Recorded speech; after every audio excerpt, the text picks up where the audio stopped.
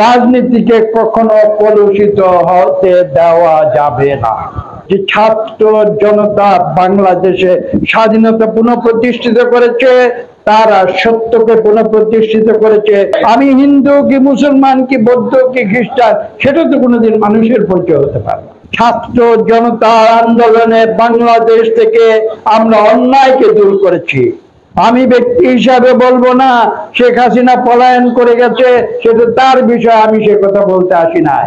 আমি বলেছি যে ছাত্র জনতা বাংলাদেশে স্বাধীনতা পুনঃপ্রতিষ্ঠিত করেছে, তারা সত্যকে পুনঃপ্রতিষ্ঠিত করেছে, তারা জনগণের অধিকারকে পুনঃপ্রতিষ্ঠা করেছে, তারা ভোটের অধিকারকে পুনঃপ্রতিষ্ঠা করেছে। এটাই হচ্ছে বড় কথা। এই জন্য আমরা ছাত্র জনতাকে অভিনন্দন জানাই। রাজনীতিকে কখনো কলুষিত হতে দেওয়া যাবে না। যারা রাজনীতিকে কলুষিত করে আপনারা তাদেরকে প্রশ্ন করুন, আপনারা কথা বলুন। কথা বলার স্বাধীনতার জন্যই কিন্তু ছাত্র জনতা বুকে রক্ত ঢেলে দিয়েছে। আজকে সেই কথা বলার স্বাধীনতা, ভোটের স্বাধীনতা আমরা ফিরে পেয়েছি। কেউ অন্যায় করলে আপনারা তাকে প্রশ্ন করুন, আইনের হাতে সোপর্দ করুন। আমি ক্ষমতার জন্য রাজনীতি করি না, আপনারা জানেন। কিন্তু যদি ভবিষ্যতে জনগণ আমার দলকে যদি এই দেশ পরিচালনার দায়িত্ব দেয়, আমি একটি কাজ করব, চেষ্টা করব। অথচ আমি জানি না আমি ততদিন বেঁচে থাকবো কিনা, কিন্তু এটা আমার ইচ্ছা।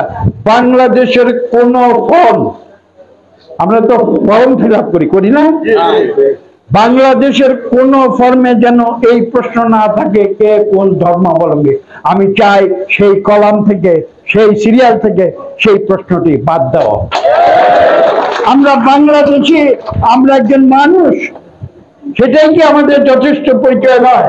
50 বছরের ওয়ারেন্টি আর বাহারি ডিজাইনের মুস্তাফা ইউপিভিসি ডোর, কাটিয়ে দিন নিশ্চিন্তে 50 বছর। Mustafa uPVC door, excellence with durability. আমি হিন্দু কি মুসলমান কি বৌদ্ধ কি খ্রিস্টান, সেটা তো কোনোদিন মানুষের পরিচয় হতে পারে না।